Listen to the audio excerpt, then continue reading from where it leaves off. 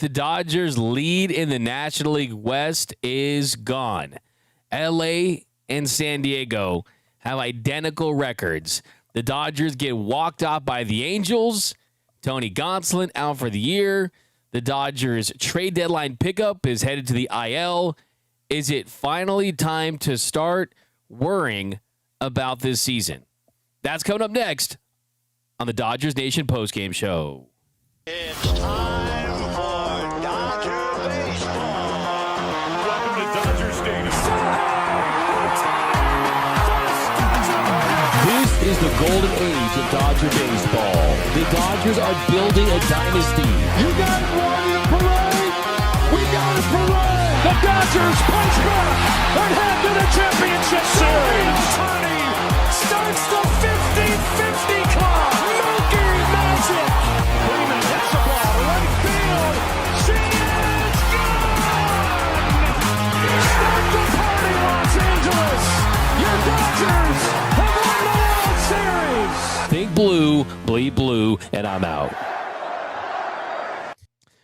What is up, Dodgers Nation, and welcome to the Dodgers Nation post-game show. My name is Doug McKain. I cover the Dodgers for Dodgers Nation. You can follow me on X and Instagram at DMAC_LA. If you're new to the channel, hit the subscribe button, hit the notification bell. If you are a longtime subscriber and if you want to support this show every day, hit the like button and drop a comment down below. Thanks for rocking with us after the Dodgers lose to the Angels again by a final score of 7-6. It's the fifth time the Dodgers have lost to the Angels this season and the sixth time dating back to last year. It ties the longest losing streak to the Angels in franchise history. This Dodgers team needed a win tonight. Emmet Sheehan, some bad, then some good, then some bad, and then he got through 5 innings. Shohei Ohtani puts the Dodgers ahead late. The Dodgers take a 6-5 lead into this one. And you're thinking, that's it. You go into the bottom of the ninth. You're up 6-5, right? Shohei Ohtani gets his old team, crushed that bomb. Still a majestic shot from Shohei. And you're thinking, oh, all is right in Dodgers land, right? The 1-0 pitch. Scalded down the line. Gone! Shohei Ohtani is inevitable. And we were going to say, okay, hitting a home run off old friend Kenley Jansen. Shohei Ohtani, tomorrow starting pitcher, doing tungsten arm O'Doyle things once again, because that home run was not enough. Because a constant theme reappeared in this one in the ninth, and that is that the Dodgers bullpen can't get the job done. The Dodgers bullpen doesn't have the requisite firepower right now to get those final 3 outs on the road when they matter the most. Tanner Scott, your big $72 million guy, IL. Kirby Yates, IL. Michael Kopech, not back. Your newest addition, you didn't go big. I begged on this show for Johan Duran, who hasn't given up a run for the Phillies. We talked about Mason Miller. We talked about David Bednar. We talked about Ryan Helsley. What do we get? We got Brock Stewart. Try to reheat those McDonald's French fries with Brock Stewart. And not only has he been bad, he's now unavailable because he's on the IL with shoulder inflammation. Those are the type of guys you need in those situations. And Alex Vesia has almost pitched 50 innings this season. Alex Vesia has posted all season long, and he does not look like himself of late. Alex Vesia has been the MVP of this Dodgers bullpen because he's been available, he's been effective, but it has not been the same Alex Vesia as of late. Last 2 appearances before this, he gave up runs, and then tonight, he did not have the command to finish this thing off. Bottom of the 9th inning, Alex Vesia. The Dodgers desperately needing a win to try to stave off the San Diego Padres. He comes in, snapping this losing streak. You can do it, Alex, right? Gives up a single to Luis Rengifo. He walks Logan O'Hoppe. And that at bat to Logan O'Hoppe, I'm scratching my head saying, hey, this is Logan O'Hoppe, man. It's a 200 hitter, 220 hitter. And he's nibbling. He's not attacking. He walks O'Hoppe just like that. You've got 2 men on, no outs. And then you intentionally walk Zach Neto. That loads the bases. And then Nolan Schnull, all you need to do is put the ball in play. And he finds a way to do that. He gets a sac fly to center. That tied things up at 6. And then Vesia loads up the bases again. He walks Mike Trout. And then Ben Kasparius comes in the game to face Taylor Ward. He falls behind 3-0. And then that 4th pitch, that was off the plate. The game should have been over. That should have ended the night right then and there. But thankfully, the Dodgers caught a break. Ump said, you know what? ABS can come next year. I'll do my best Angel Hernandez right here. And I'm going to say that was off the plate. And miraculously, they got a second life at it. And he comes back after that gift. And he ends up striking out Ward. Gets him swinging to leave the bases loaded and send that game into extra innings. And then this is what really blows my mind. Because, look, we're going to talk about the bullpen. Emmet Sheehan, not a great start. You get 6 runs, you're saying, okay, give me 6 and I'll get a win, right? Well, sure, on most nights, but let's not. This is the high-powered Dodgers offense with all-stars and MVPs and future Hall of Famers up and down this lineup. And you got Connor Brogdon on the mound in the 10th, and you can't even, not only can you not score a run, you can't even advance the ghost runner. That is just inexcusable offense in that situation. The inability to advance the ghost runner is just ridiculous for a lineup with this much talent. You had Muncy, goes down swinging. Pa has flied to center. Alex Call, who has been mostly ineffective, has not looked good since he joined the Dodgers. A couple hits sprinkled in there, but he ain't no Steven Kwan.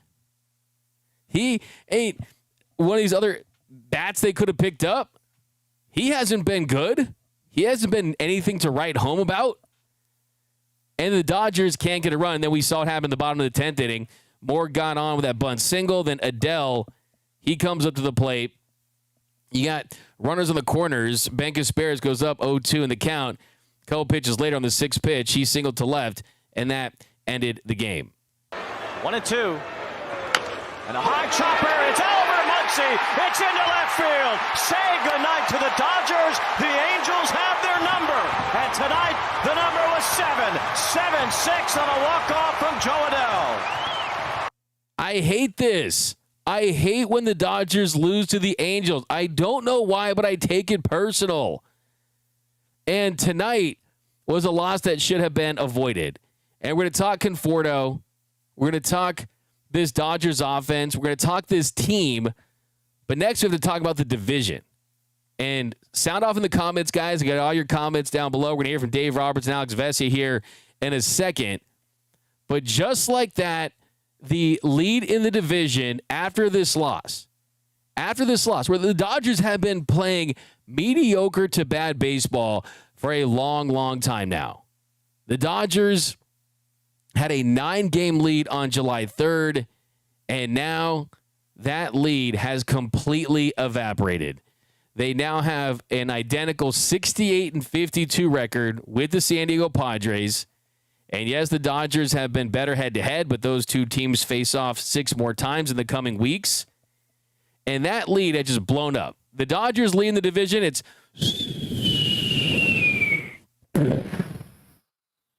It's been blown to smithereens. And now you're going to be in a dogfight to win this division. And you're a Dodgers team that you look at where they've been. And the fact that you did have that 9-game lead, it's completely just dwindled. It's bad. It's really bad. This is a Dodgers team that has lost 20 of its last 32 games. They've gone 10-13 since the All-Star break. they just lost to a bad Angels team. In the offense, we talk about the bullpen. The offense, the Dodgers since July 3rd, they've had the worst offense in baseball in so many different categories. And Muncy back helps a lot.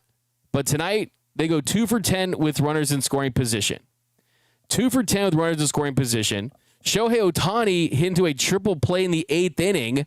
And on that play, he hits a line drive to Neto, and Neto's able to step on the bag to get Miguel Rojas. But why was Dalton rushing off of first that bad? What was that about? 2 balls, 2 strikes. Lined up the middle. Neto's got it. Steps on second. Throw to first. It's a triple play. Whoa! Like, that's absolutely inexcusable. And then there was the bases loaded once again. The Dodgers in the last 3 games have gone 0 for 7 with the bases loaded. 0 for 7 with the bases loaded. And tonight, another opportunity for Michael Conforto. Another opportunity for a guy that is playing for his Dodgers life right now. And he was hurting this offense even before that bases load opportunity. Top of the 4th inning, after Andy Pages single, Conforto ground into a double play. But it was the 5th inning. A great opportunity to make something happen, to get this organization to say, yeah, that's why we stuck with you. We stuck with you because we thought you were going to come through at moments like this. Top of the 5th inning, Dodgers down 5-3.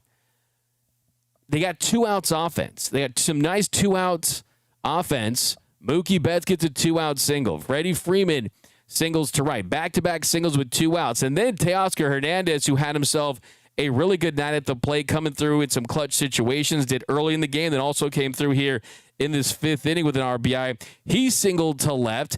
That made a 5-4 game. Next batter, Max Muncy, he walks. Pitching change. Then Andy Pages, he's able to draw a 6-pitch walk. That ties it at 5. And then comes Michael Conforto to the plate. Conforto falls behind the count 1-2.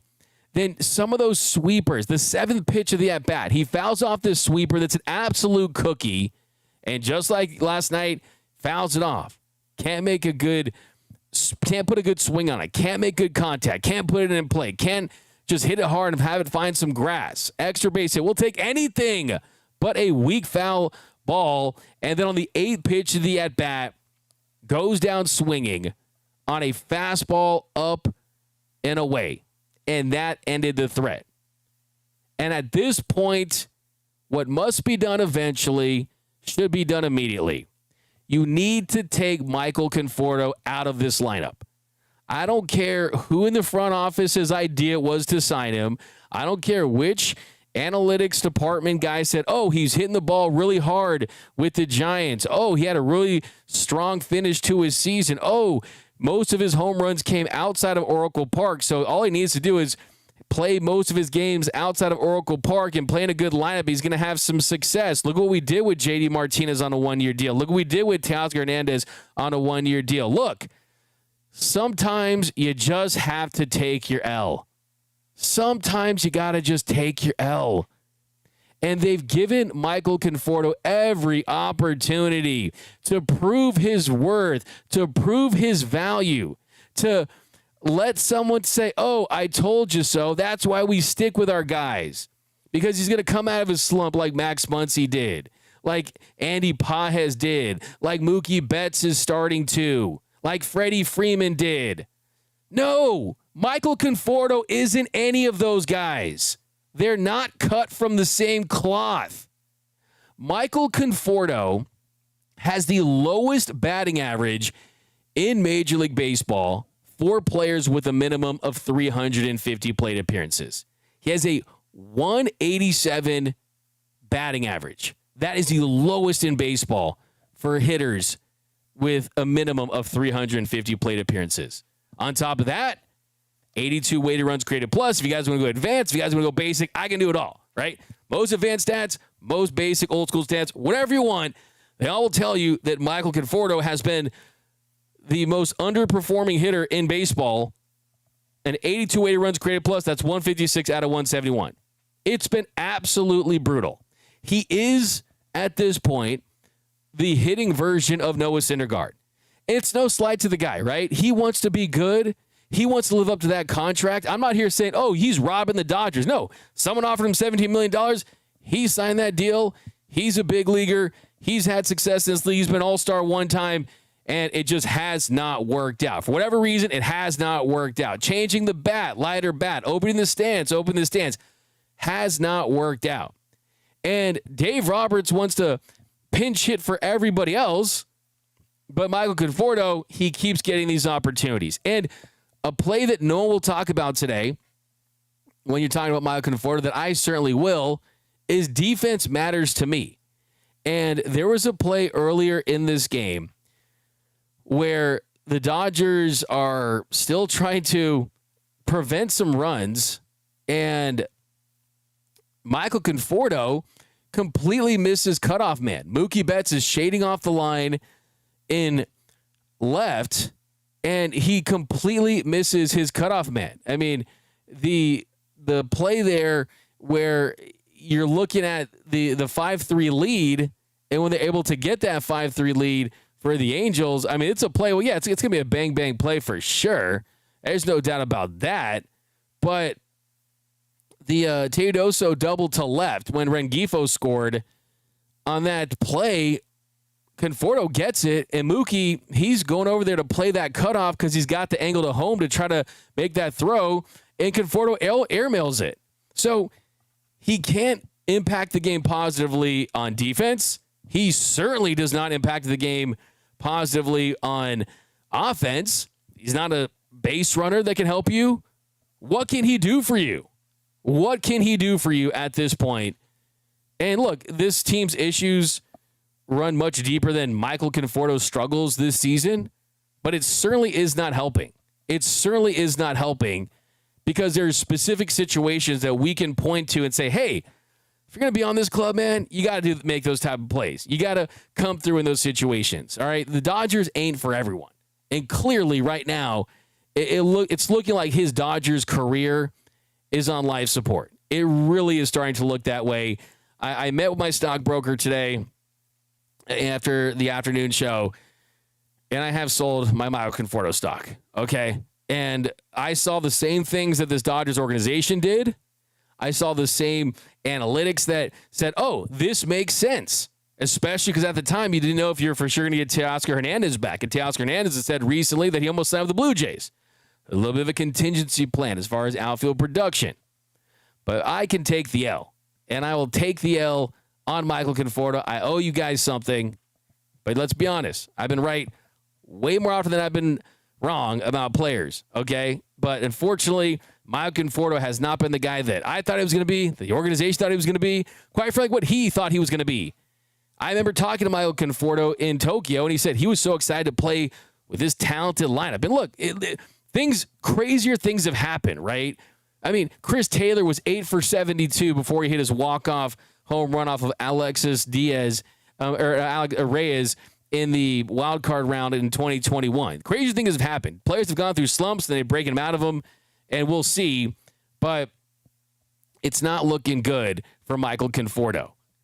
But let's open up to you guys. We're going to continue to break this one down and keep dropping those comments down below. You feel for these guys. Alex Vesia, he's been a dog all year, does not look like himself. And at some point, you got to pay the bill. At some point, that bill comes in, and you're seeing the domino effect of a Dodgers starting rotation that has been ravaged by injuries. Yoshinobu Yamamoto is the only Dodgers starter that has started the season in the rotation and has made the entire year without going on the IL. And even a couple days ago, Dave Roberts has hinted that even he may be dealing with something. And then there's Dustin May is gone, but most of the starting rotation has been out for most of the year. And yes, a lot of the guys that filled those innings for the bullpen are either not here or not going to be here. But someone like Alex Vesia has certainly been impacted by his overuse this season. And here was Vesia after the game. Obviously things happen, but just when you kind of look at today, whether it's the walks, just maybe some of the kind of command things, what do you think is missing for you right now? I mean, tonight was by far one of my worst outings of the year. So,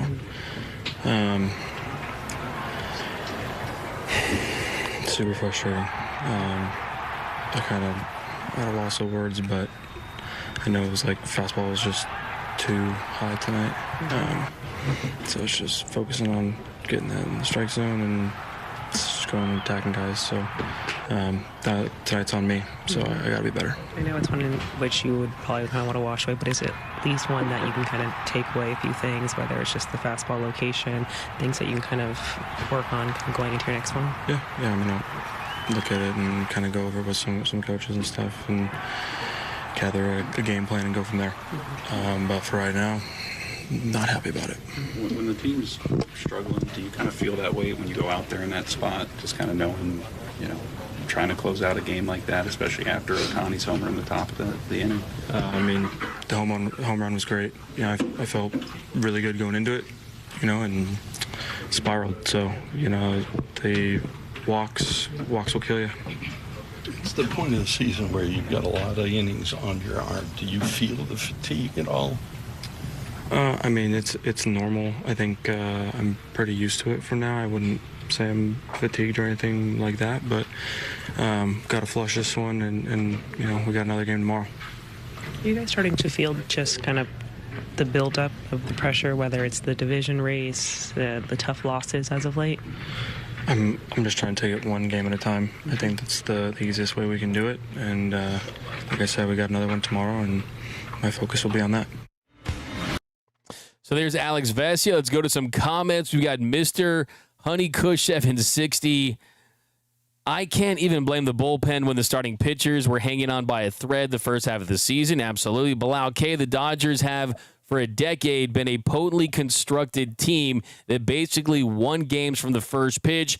Dave Roberts simply had to stay out of the way. I mean, look, you guys bring up starting pitching, and this one, it wasn't a great start for the starting pitching in this one. I mean, let's be honest here. I mean, Emmet Sheehan did not look crisp early on, and one thing that's really hurt this Dodgers team against this Angels team was the fact that they just can't prevent the Angels from scoring early. And that is what really has hurt them this year against the Halos. The Dodgers, they were able to score first in this one. You strike first blood. Teoscar Hernandez gets an RBI single that goes right over Zach Neto's head. That scores Shohei Ohtani. The Dodgers did have the bases filled with Dodgers. You had runners on the corners, and Max Muncy, he lined out after he hit one to Nolan Schnull, and that doubled up Teoscar Hernandez. So that is the thing. It's the crisp things. It's the small little details that impact losing. I mean, there's a double play right there. You got your most impactful hitter when it comes to wins and losses. I mean, Shohei's the GOAT. We all know that. Great player, MVP, gonna run away with it again. But Max Muncy is the glue to this team. And you got him at the plate. He lines out. Teoscar Hernandez, he gets doubled up in that situation. So it's the little things like that.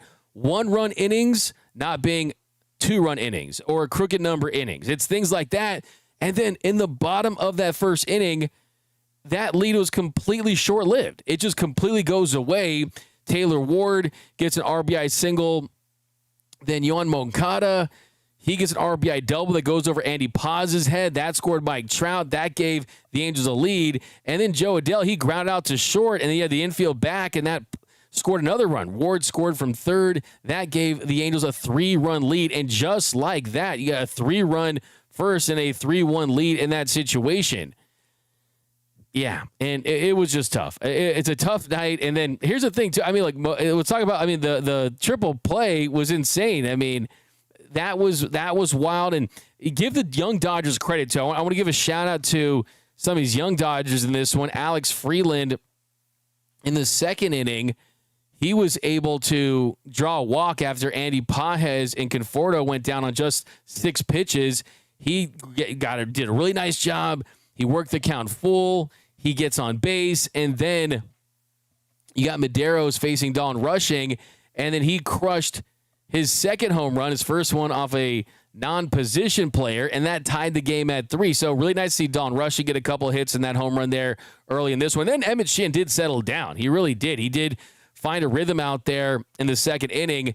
He retired the side in order, just 12 pitches, and you saw a big difference. He threw 31 pitches in the first inning, 12 pitches in the second inning, and then he would go on to retire 7 hitters in a row. But then the third inning gets into more trouble.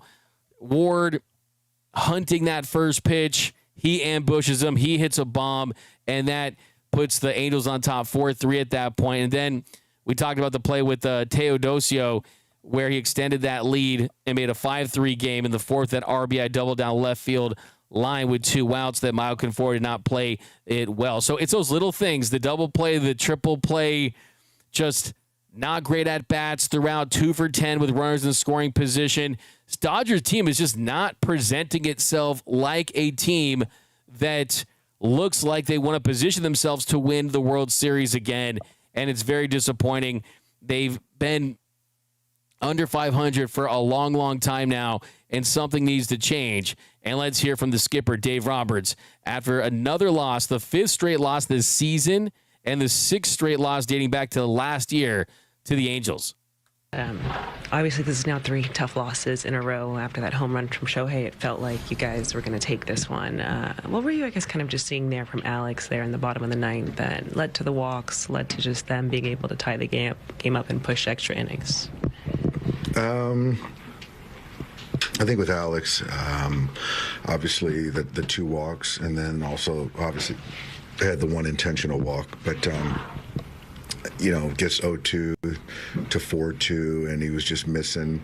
And I think that Rengifo at bat, he saw 6 straight fastballs and line one up the middle. Get the leadoff guy on. So I don't know. I don't know what where his misses are. Obviously, the last few outings haven't been clean or typical of what he's done for us. So we got to dig into it. But it's surprisingly for him been inconsistent. But we'll work through it. Does it feel like I don't want to say breaking point or anything, but kind of does it feel like things are starting to kind of build up when it comes to the losses, and maybe the pressure of getting back on track is coming a little quicker? I don't know. I think that you just got to play better baseball. We got doubled off tonight. We got doubled off in a triple play situation. Just some things that we're also not helping ourselves, right, by playing good baseball. I think that tonight, I thought I saw some good things as far as Henriquez was really good tonight. Emmet found a way to get through 5 innings. We still got to be better on all fronts. And now it's a new season. So, you look at the standings and we just got to play better baseball and find ways to win games. So there was a disappointed Dave Roberts, and as he points out, they just had to play better baseball. But the question is, how do they play better baseball? And I think the number one thing you look at is how can you improve on the margins. Alex Call, since getting that call that he got traded and joined the Dodgers, he has gone 2 for 17. I would still rather see him upgrade the defense while Tommy Edman and Hae-Sung Kim are out. And I think the first thing you need to do is you need to address the Michael Conforto situation. I think ultimately when Tommy Edman gets back, I want to see an outfield configuration that either consists of Tommy Edman in center, Teoscar Hernandez in right, Andy Paz in left, and then Michael Conforto DFA'd or on the bench. And even then, I don't think he provides a lot of value on the bench, so why would you have him? Because Hae-Sung Kim, he's someone that I think deserves strong consideration because of what he can do for you as a base runner. He's in this organization for multiple years, so you want to develop him. Or another configuration, Mookie Betts in right. And then we know that you could do Andy Pages in center. You could have Teo in left and Kike's an option in center or second base. We know you got Tommy Edman and Rojas at shortstop. I mean, it I think depends on the health of Tommy Edman's ankle if they feel comfortable playing him in center field. Center field is a position where you can improve the defense. That helps you tremendously. But the bottom line now is what must be done eventually should be done immediately. This is a Dodgers team that last year they had no issue DFAing Jason Hayward. And Jason Hayward was one of the most respected guys I had ever seen in that Dodgers clubhouse. His teammates loved him. His best friend on the team was none other than Freddie Freeman, and they had no issue DFAing him. And they had him on a 1-year, $9 million deal. And then earlier this season, Chris Taylor, who entering this year was making around the same amount of money in the final year of his contract as Michael Conforto was. He was an NLCS MVP, one of the most beloved Dodgers as far as role players go in this era. Chris Taylor's never done anything wrong his whole life. CT3, all the walk-offs, the big defensive plays. The Dodgers DFA'd him, right? So at this point, there should be no emotions, and there should be no, sunk cost fallacy with Michael Conforto. And I hope that's not what the Dodgers are doing. And I told you that's not what they're doing. I know that. I can say that without even being told that when you have a $400 million roster, it's not about the money with Michael Conforto. You already paid him most of that $17 million anyway. You're already in that part of the CBT where you're going to be paying for it anyway. It just, they think that he gets to help this team. I don't think that that's possible at this point. I think that ship has sailed. The confidence, he looks lost out at the plate, and the results are what they are. And I got some super chats here. We've got JBWRC999. Appreciate that. Jay Hay got DFA'd after there we go. Jay Hay got DFA'd after a clutch home run in August. WTF is Conforto still doing there? There's just a black hole at the bottom of this lineup. Can they at least give Ward or Dean a shot until Edman and Kim's back? Yeah, we talked about Ward and Ryan Ward, and the issue with him is they just don't trust his defense at this level and doesn't have that versatility. But at this point, Conforto's defense isn't great anyway. But we'll see. I think it's more of when Tommy Edman and Ha-Seong Kim come back and how you feel about Alex Call and Kike Hernandez coming back. But the truth is that this team is going to have to really dig deep and find that second wind or third wind or fourth wind or wherever the heck they need for the remainder of this season, because if they're tired, if they're fatigued, if they're feeling the effects of playing deep into October like last year and having a short off season, dealing with the injuries, the truth is right now it's put up or shut up time. And they're tied with the Padres in the division. And I do think if you're Andrew Friedman, who we're going to talk more about this tomorrow on Dodgers Dugout Live, some of his comments that he made because he spoke to reporters in Anaheim today. And you look at the trade deadline and you look at this group, and this group, it does feel like, yes, they were only going to be as good as their stars are, but I do think that there are very, very specific holes that could have been upgraded at a higher level. And I get it. You don't want to trade your prospects. You want to overpay for a reliever. I totally get it. But you have the chance to do something special here, and you still have that chance. I still believe this Dodgers team. I still do. If you had the Dodgers versus the field, give me the Dodgers right now. They're still the favorites today. I know that. But I do want to say something now that Brock Stewart has been placed on the 15-day IL with right shoulder inflammation. By the way, I'm going to give credit to this on a quick aside here. I want to give credit to Jack Dreyer, Edgardo Henriquez, and Blake Trinan. Gave just one hit combined in 3 innings of work. And you had Luis Garcia and Reed Detmers. They were doing their job to stifle the Dodgers offense. So Edgardo Henriquez, the stuff plus, he's a dude. I think Edgardo Henriquez is my postseason bullpen right now, period, full stop. But Brock Stewart was supposed to be that guy. Alex Call was supposed to help them. So far, the early returns aren't good. And I'll never forget the saying. The bitterness of poor quality lingers long after the sweetness of low price is forgotten.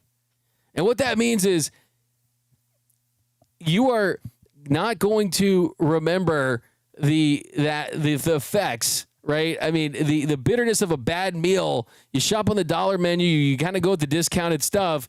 You get what you pay for. You really do. You really do. And, you feel like, we got a bargain on Brock Stewart. We got a bargain on Alex Call. But that poor quality is going to linger. And it's going to linger into the postseason unless guys come back. And the good thing is you do have a lot of guys come back. You do, on paper, have a great starting rotation. It is frustrating right now, and I do think things can turn. But right here, right now, you just be honest with yourself. They're in a tough situation because the Padres are going to be coming in hot, wanting to take all those games against the Dodgers and give themselves a lead in this division after leading and winning tonight. But all right, guys, let's go to you guys down below the comment section. Nico, if D-Mac has given up on you, the most positive dude ever, then you really effed up. LOL. For me, it's not like you guys know me. If I kind of say anything, it's usually like I got some facts to back it up, bring my facts to the fight, or I kind of just think of the long term. I don't like to get caught up in the emotions of game to game losses with the Dodgers. That's not how I do business. I like to think the long game. But for me, it comes down to just we've seen enough of this to know that there are better options internally for this team. And I'm trying to build a team. For me, if you're playing fantasy football and your starting quarterback has a bye week and you don't like I'm the kind of guy who's like, I'm trying to pick up a better backup than what I have on the waivers. I'm trying to do every single thing I can, every single thing I can to try to win a game. And right now it just kind of comes down to that. We got, and it's kind of one of those things, right? Does Conforto have something on Andy? Miggy Rowe is no better. What happened with Conforto is he got hot in July. And ever since the trade deadline, he's been bad. It's not a take. That's not hating on someone. That's just objectively he's produced poorly. And that's just the truth. Had he produced this poorly leading up to the trade deadline, I don't think that he would be here. It's over, D-Mac. No escape. Dave doesn't have tricks up his sleeve like last postseason, Mr. Classic. Should have kept Taylor and DFA'd that bum Conforto from Bruce Davis. Conforto should bat third. Okay, this is supposed to be a Padres fan. Party when he is gone. That's from Nancy. We've got enough about Conforto. It's Betts, Freeman, Will Smith, Rojas, Muncy who performed poorly today. JV, Itella.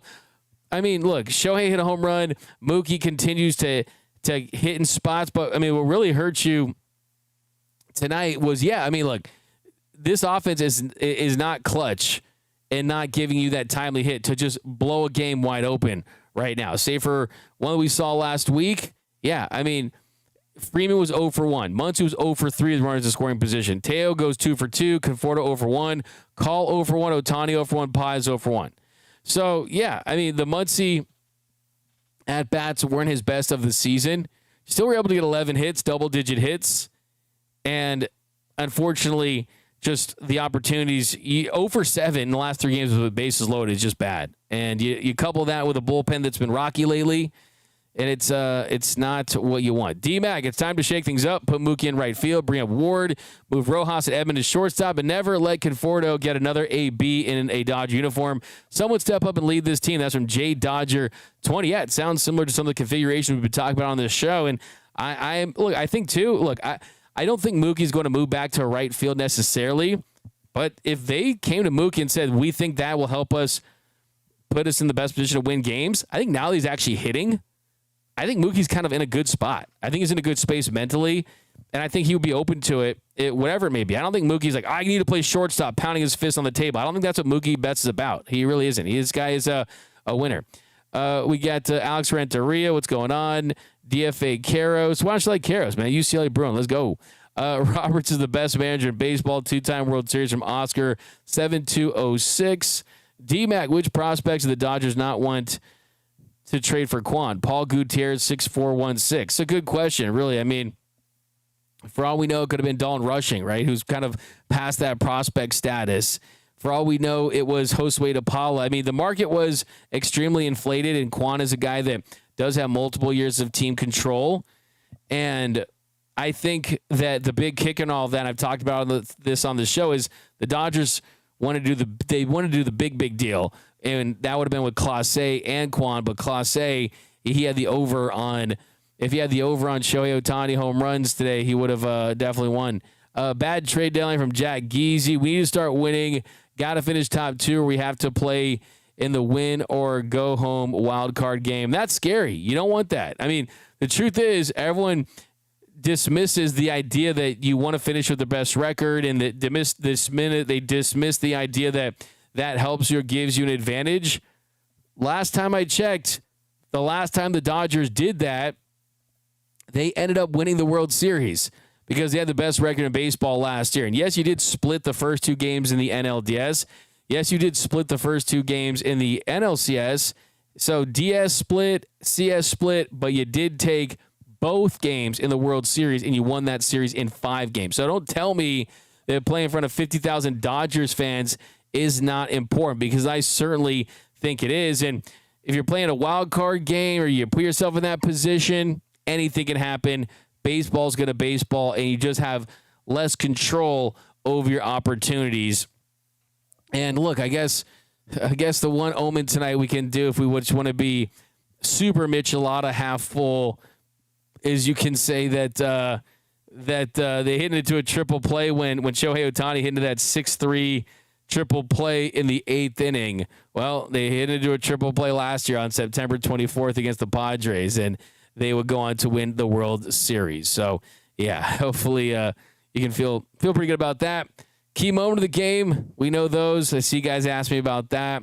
KFC bring back potato wedges. Okay, 499 super chat. So Ohtani and legal trouble. When does he become the face of Jacob Emrani? He's good at baseball. LOL. Why does that make him a god? $5 from Kentangerous75. Here's a thought. Everyone said we'd be fine when all the IL guys are back. Most starting pitchers are back, and we're playing worse baseball ever. So what now? I mean, the hope is, and we did an injury report on the afternoon show today, the flagship show, Dodgers Dougout. So go back and watch that injury report. You need Scott. You need Yates. You need Kopech. You need the fireballers back. You need your best relievers back, because this right now, and Trinan, it was good to see a positive start from him.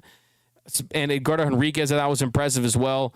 But you need your bullpen to really solidify itself, to really feel like this team can realize its potential and be that team that everyone expects it to be.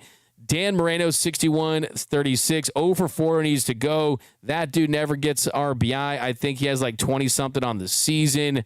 The Padres made better trades. The Padres were more aggressive for sure, and they needed to make those trades to compete not only with the Dodgers but other teams out there. I'm more worried about the trades that the Phillies made than the Padres, if I'm being completely honest, because I don't want to go into Philly, face that really nice starting rotation, an offense that really comes to play in the postseason with Schwarber and Harper, or Trey Turner, guys like that, and you got to face Johan Duran late in that one. Sure, Mason Miller's intimidating as well, but it's the Padres, right? Yes, they beat the Dodgers a couple years ago, but that Phillies team is the one that I'm a little more afraid of, because their offense compared to, Tatis, slumping, Machado, I'm not too afraid of that Padres offense. No runs in 24 innings. But that doesn't mean I don't think the Padres can't win this division, though. I will say that. Donut Smasher 101. D-Mac, what's the best cigarette to smoke after a Dodgers loss? Man, I haven't smoked a cigarette in a long time. I haven't smoked a cigarette since I was like bumming them off of ladies outside of bars, like, I don't know, over a decade ago. I don't know. Who knows, But I would say definitely those bubblegum ones. Those bubblegum ones, those are definitely the best one, because, you know what it is. It's just best to do. Jay Bullet Conforto wasn't even that good in July. I saw him, nothing special. Wasn't that good, but still was a respectable 827 OPS, and it looked like he was turning the quarter. Conforto, okay, you guys are saying that. D-Mac blamed Friedman too, Mason Miller, Johan Duran, or any of the other top relievers. They were traded at the deadline. He didn't get anyone. Alex Renteria the third. Absolutely. Neil Nagota. Dodgers focus too much on free bobbleheads instead of the team. They focus a lot on this team. I'm just going to point that out for sure. It's definitely not that. 199 super chat, but I like the bobblehead reference. LFGSD division for the taking. LFGSD. Appreciate the money there. Appreciate the money from the Padres fans. The Padres, of course. Petco Park. Everyone always talks about Petco Park, how great Petco Park is. Petco Park is pretty nice, but also is home to the loneliest trophy case in sports history.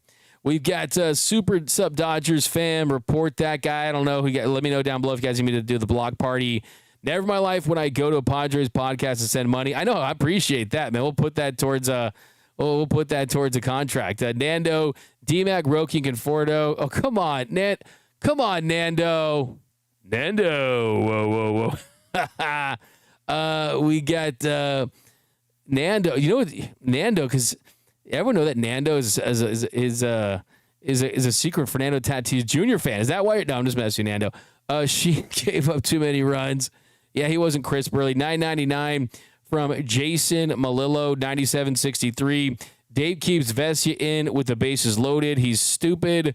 Bullpen sucks a big one. Padres will sweep LA. No World Series this year. That's a fact. Okay, that sounded like a little immature, but I'm okay with that. Look, that's what the show's about, guys. This show is definitely supposed to be a little on the raw side because I wanted to truly reflect the pulse of Dodgers Nation. I told you my number one request of the show when I did it a couple years ago was they were like, hey, do you really want the comments on the screen? I was like, I won't do this show unless there's comments on the screen because then you guys can chat with each other. You can get your voice heard. Hey, you're going to talk some trash to me? That's fine, but I will talk trash back. All right, Padres about to become the Dodgers. Padres, okay. Keep breaking bread. Keep paying me. $5 from Dodger for life. D-Mac, anyone can take the driver's seat to first place, but can that driver handle the ride? Can the Padres hold on to first place for the rest of the season? Well, they haven't taken first place yet, so let's wait and see. And I think it's a good time for the Dodgers to be facing them. Yes, you'd rather be healthier in a better spot with some of your relievers back, but this is a team that when they face adversity, they are definitely they stepped up to the plate. And I still think this team has a lot of dogs in them. I really, really do, and I still believe in these guys 100%. Karros is a treasure. UCLA Bruin legend. Tony Gonsolin gone for the season. Go figure. Yeah, we'll talk about that tomorrow. I'm going to break down that whole Andrew Friedman interview, no doubt about it. A couple more here, guys. We've got, I saw the Phillies sweep the Rangers in person last week, and I'm trying to avoid them until the NLCS. Jen Griffey Jr. Absolutely. I mean, that's what I've been saying, right? $5 from Ken Tankerus. D-Mac, who you got money on to get beaned first with the San Diego games? Can you just sign Joe Kelly already? I mean, please. I mean, honestly, at this point, like, if he's still 98, who do I got? Man, that's a good question. I hope they go after Muncy because Muncy wants all the smoke, and he'll kind of bring it for sure. But the Dodgers, they're not going to get down like that. I mean, they won't give that first salvo for sure. I saw a Temu commercial with Friedman. Come on, JRM. He kind of made me laugh a little bit, but love you, D-Mac. Love you back, Bilal K. All right, guys. That's going to do it for this episode. Okay, D-Mac and come on, Nando's still spamming that one comment about the bust. What's that? Claudia says Tatis. Wow, if they bean Tatis. Jack Little, last time I checked, is on the Pirates, so he's not available to do that. Kyle Tucker next year. Brian Monroy, I love free agency, but we are not ready to talk next year. Adam says the team will not repeat. Dodgers ain't got no dogs. What is happening, Dodgers Nation? Okay, it's a rough patch. We get it. This is the team that won the World Series less than a year ago.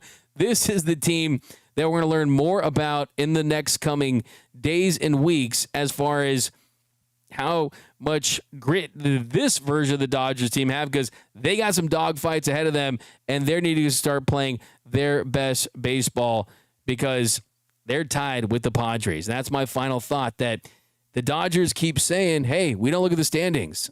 Max Muncy said it. Dave Roberts said it. We don't look at the standings. That's for fans. That's for the writers. It's for the media personnel to talk about. Maybe you should look at the standings. Maybe you should look at those standings, because those standings are saying that you are tied. And I think it might be a good time to acknowledge that. And I get what he's saying, but I think it might be time to look at those standings if you want my final thought. But all right, guys, see you tomorrow. Dodgers Dugout Live, afternoon edition. Join us for that. My name is Doug McKain. You can follow me on X and Instagram at DMac_LA. Do me a huge favor, even though the Dodgers lost today, if you want to support the channel, hit the like button, hit that notification bell, and drop some comments down below. On a scale of 1 to 10, what is your Dodgers worry meter? Is it time to worry about the Dodgers as far as their overall outlook for winning this National League West division? Let me know down below. And also, remember one thing, that good or bad, even when we disagree, that nothing, absolutely nothing, brings together quite like Dodger baseball.